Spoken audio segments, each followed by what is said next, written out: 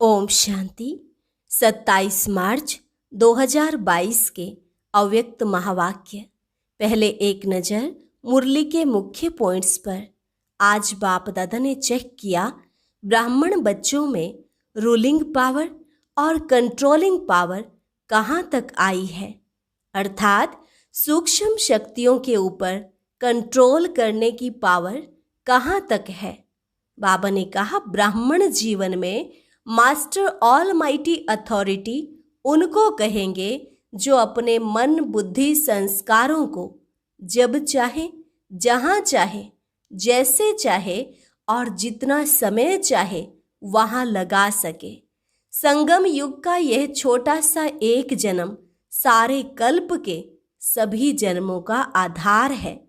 भविष्य राज्य पद और भक्ति के शक्ति की प्राप्ति का आधार भी यह ब्राह्मण जन्म ही है। बाबा ने कहा यह चेक करो इस ब्राह्मण जीवन में रूलिंग पावर और कंट्रोलिंग पावर आदि से अब तक कितनी परसेंटेज में रही, और इसमें भी पहले अपनी सूक्ष्म शक्तियों की रिजल्ट को चेक करो। जिन आत्माओं का इन तीन शक्तियों मन बुद्धि और संस्कार पर कंट्रोल हो जाता है उसे ही स्वराज्य अधिकारी कहेंगे। जिसका स्व पर जितना राज्य है, अर्थात जिसे स्वयं को चलाने और सर्व को चलाने की विधि आती है, वही नंबर आगे लेता है। और लास्ट में बाबा ने कहा वास्तव में यह रूलिंग पावर और कंट्रोलिंग पावर ही ब्राह्मण जीवन का फाउंडेशन है।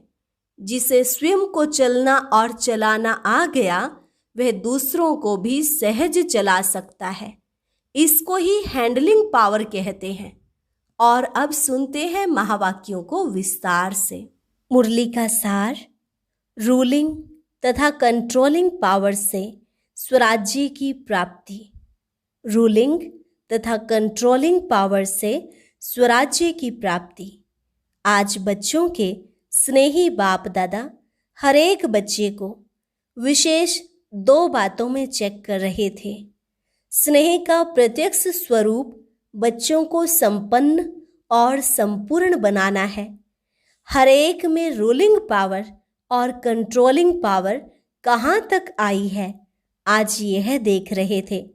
जैसे शरीर की स्थूल कर्मेंद्रियां आत्मा के कंट्रोल से चलती हैं, जब चाहे, जैसे चाहे और जहाँ चाहे वैसे चला सकते हैं और चलाते रहते हैं। कंट्रोलिंग पावर भी है। जैसे हाथ पांव स्थूल शक्तियां हैं, ऐसे मन बुद्धि संस्कार आत्मा की सूक्ष्म शक्तियां हैं।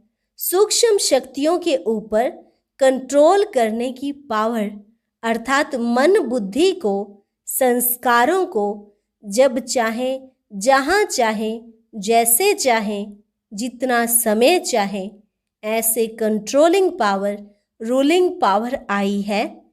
क्योंकि इस ब्राह्मण जीवन में मास्टर ऑल माइटी अथॉरिटी बनते हो। इस समय की प्राप्ति सारा कल्प राज्य रूप और पुजारी के रूप में चलती रहती है। जितना ही आधा कल्प विश्व की राज्य सत्ता प्राप्त करते हो, उस अनुसार ही जितना शक्तिशाली राज्य पद व पूज्य पद मिलता है, उतना ही भक्ति मार्ग में भी श्रेष्ठ पुजारी बनते हो। भक्ति में भी श्रेष्ठ आत्मा की मन बुद्धि संस्कारों के ऊपर कंट्रोलिंग पावर रहती है। भक्तों में भी नंबरवार शक्तिशाली भक्त बनते हैं, अर्थात जिस इष्ट की भक्ति करना चाहे, जितना समय चाहे, जिस विधि से करना चाहे, ऐसी भक्ति का फल भक्ति की विधि प्रमाण संतुष्टता, एकाग्रता, भक्ति और खुशी को प्राप्त करते हैं। लेकिन राज्य पद और भक्ति के शक्ति की प्राप्ति का आधार यह ब्राह्मण जन्म है। तो इस संगम युग का छोटा सा एक जन्म सारे कल्प के सर्व जन्मों का आधार है।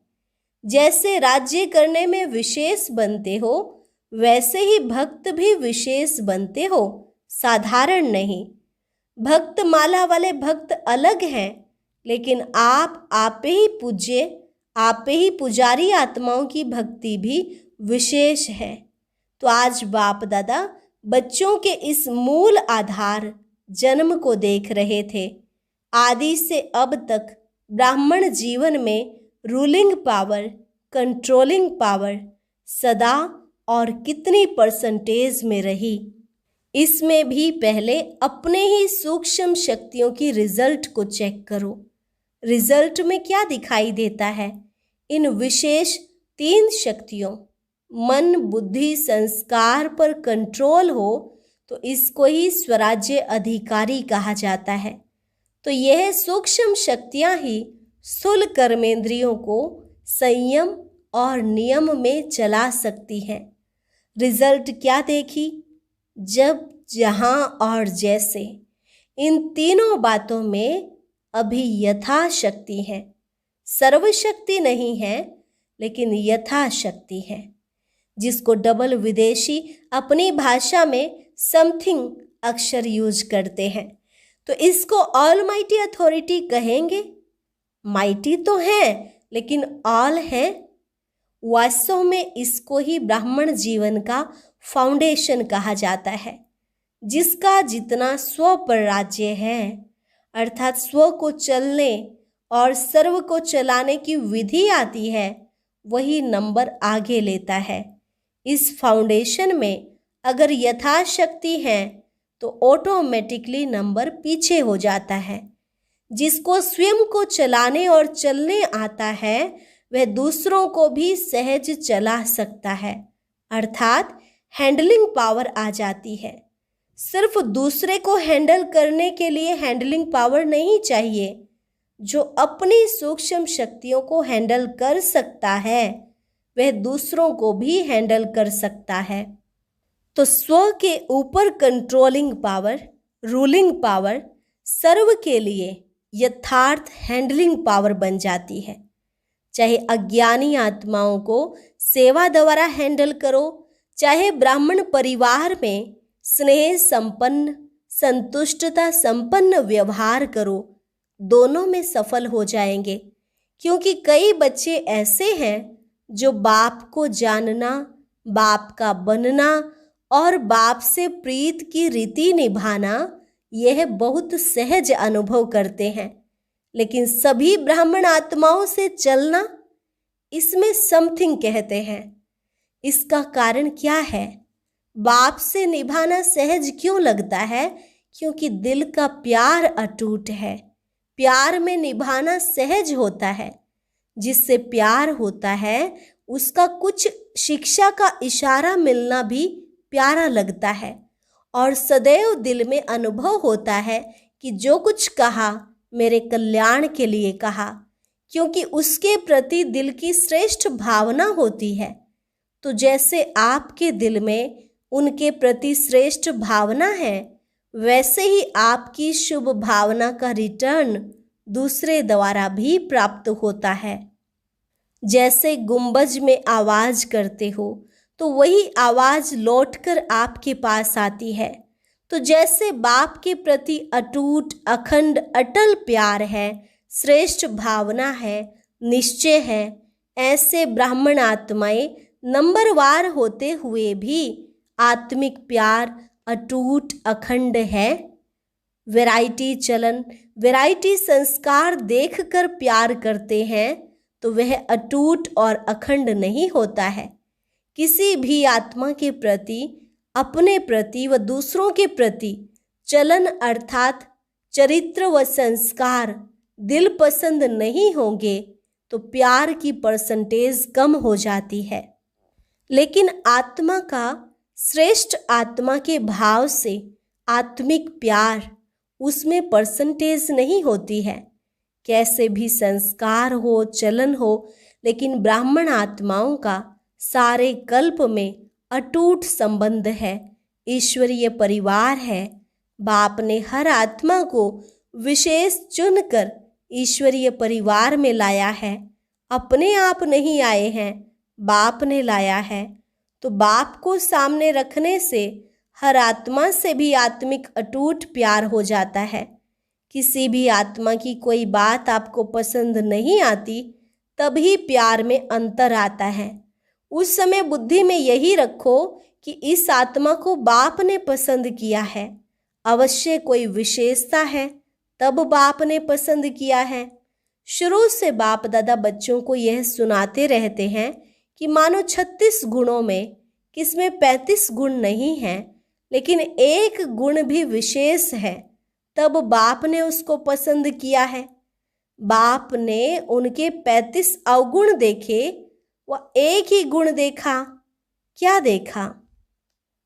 सबसे बड़े से बड़ा गुण व विशेषता बाप को पहचानने की बुद्धि, बाप का बनने की हिम्मत, बाप से प्यार करने की विधि है, जो सारे कल्प में धर्म पिताओं में भी नहीं थी, राज्य नेताओं में भी नहीं, धनवानों में भी नहीं, लेकिन उस आत्मा में है।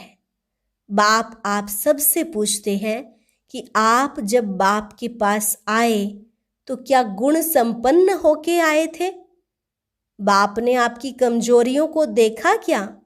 हिम्मत बढ़ाई है ना कि आप ही मेरे थे, हैं और सदा बनेंगे, तो फॉलो फादर करो ना।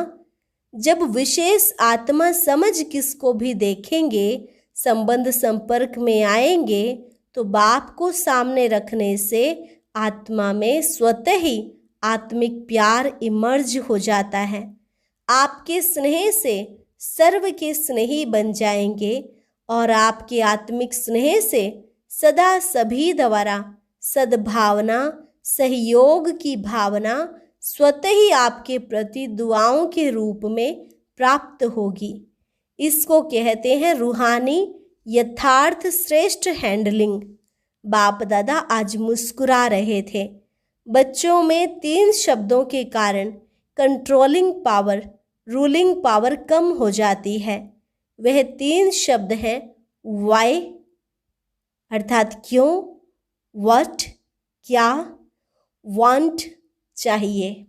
वाई, व्हाट, वांट, ये 3 शब्द खत्म कर एक शब्द बोलो। वाई आए तो एक शब्द बोलो वाह। व्हाट शब्द आए तो भी बोलो वाह। वाह शब्द तो बोलना आता है ना, वाह बाबा, वाह मैं और वाह ड्रामा। सिर्फ वाह बोलो तो ये 3 शब्द खत्म हो जाएंगे। उस दिन भी सुनाया ना कि बाप दादा ने कौन सा खेल देखा।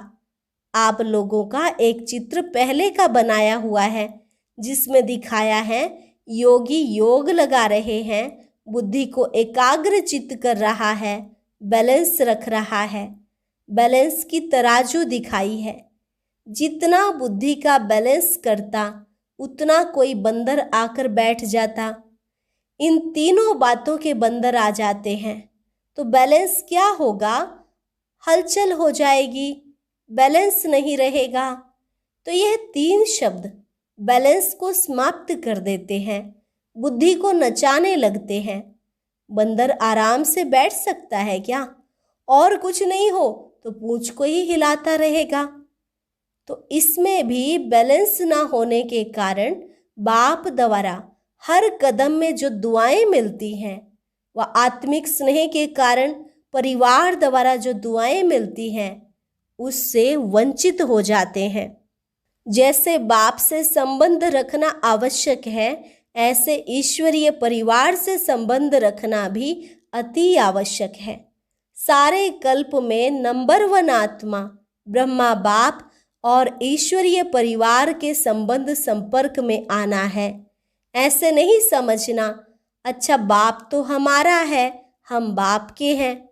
यह भी पास विद ऑनर की निशानी नहीं है, क्योंकि आप सन्यासी आत्माएं नहीं हो, ऋषि मुनि की आत्माएं नहीं हो, विश्व से किनारा करने वाले नहीं हो, लेकिन विश्व का सहारा बनने वाली आत्माएं हो। विश्व किनारा नहीं, विश्व कल्याणकारी हो। ब्राह्मण आत्माओं की तो बात छोड़ो, लेकिन प्रकृति को भी परिवर्तन करने के सहारे आप हो। परिवार के अविनाशी प्यार के धागे के बीच से निकल नहीं सकते। विजयी रतन प्यार के धागे के बीच से निकल नहीं सकते। इसलिए कभी भी किसी भी बात में, किसी भी स्थान में, किसी सेवा में, किसी साथी से किनारा करके अपनी अवस्था को अच्छा बना के दिखाऊं, यह संकल्प नहीं करना। कहते हैं ना, हम इसके साथ नहीं चल सकते, उसके साथ चलेंगे, इस स्थान पर उन्नति नहीं होगी, दूसरे स्थान पर होगी, इस सेवा में विघ्न है, दूसरी सेवा में अच्छा होगा। ये सब किनारा करने की बातें हैं।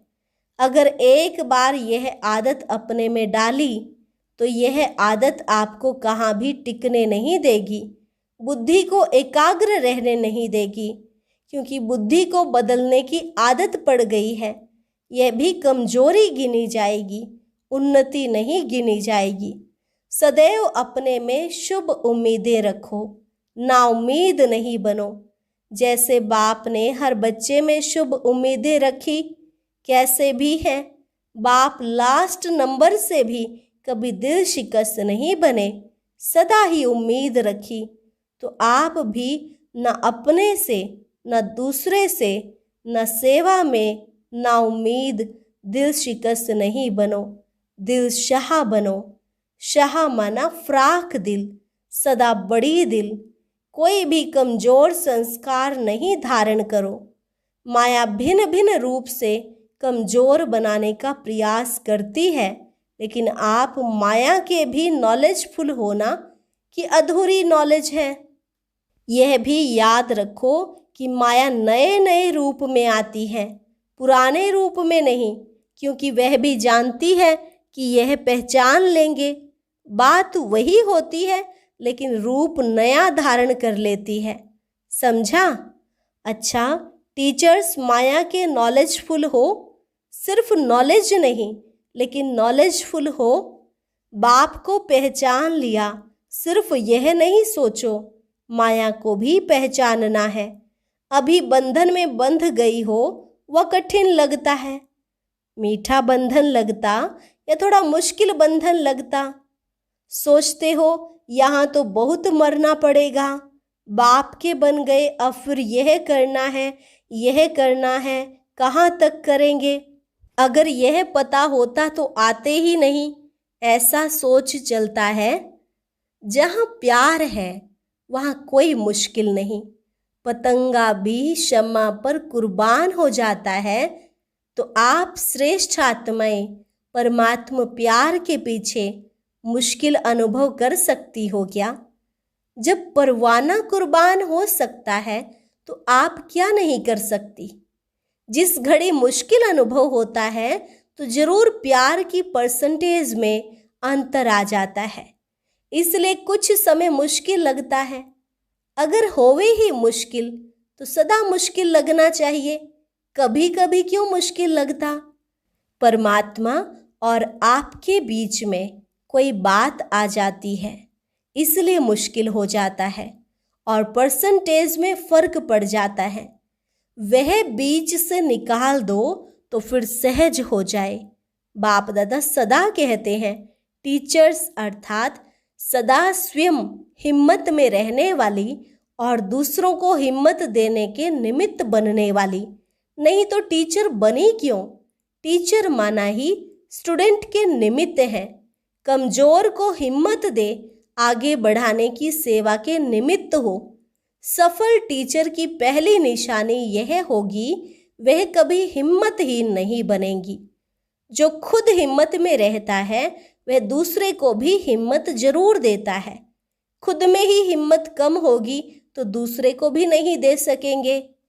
अच्छा, चारों ओर के हिम्मते बच्चे मददे बाप के अधिकार को अनुभव करने वाले, सदा स्वराज्य की शक्तियों को हर समय प्रमाण प्रयोग में लाने वाले, सदा बाप और सर्व आत्माओं के अटूट स्नेही, सदा हर कार्य में संबंध संपर्क में वाह वाह के गीत गाने वाले ऐसे ऑल माइटी अथॉरिटी बच्चों को बाप दादा का याद प्यार और नमस्ते।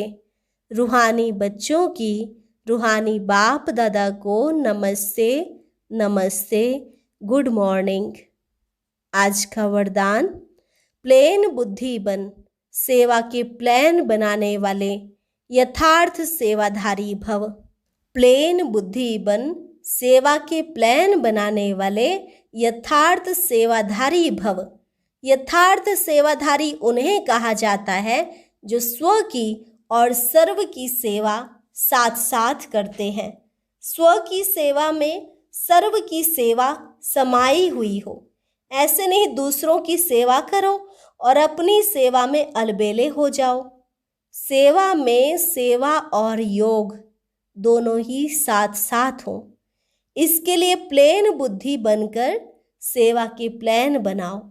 प्लेन बुद्धि अर्थात कोई भी बात बुद्धि को टच नहीं करे सिवाय निमित्त और निर्माण भाव के।